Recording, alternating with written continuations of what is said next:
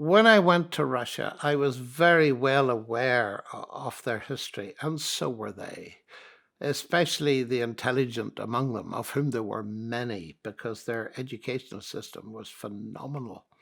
Their schools, their elite schools for mathematicians and so on, were just like nothing I'd ever seen in the West, because they regarded these like they regarded sport as very important fields.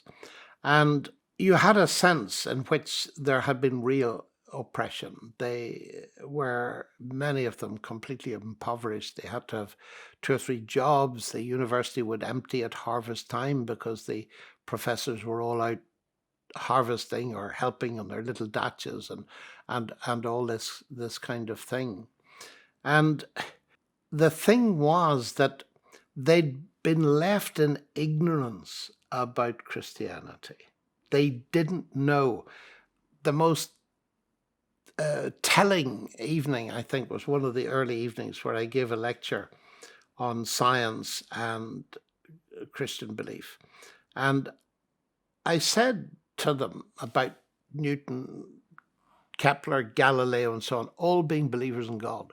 And I watched, and it was packed out, anger growing, real anger of the distinguished professors, particularly the front row. And I don't like people being angry with me. So I stopped and I said, well, why are you angry? And one of them stood up, why are we angry? But we were never told that Galileo and Kepler and Newton and Clerk Maxwell were believers. And he was furious. He said, why weren't we told? I said, can't you guess?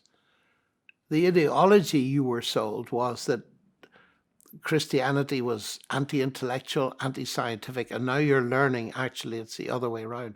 Why weren't we told? And therefore, a lot of it was the question of information.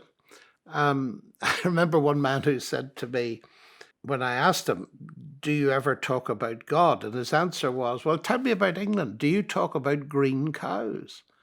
And I said, no, we don't actually. Well, he said, why not? Well, I said, because green cows don't exist. He said, precisely. And when you started to say there was evidence for belief in God, that just staggered them. Evidence? There isn't any evidence. There can't be any evidence.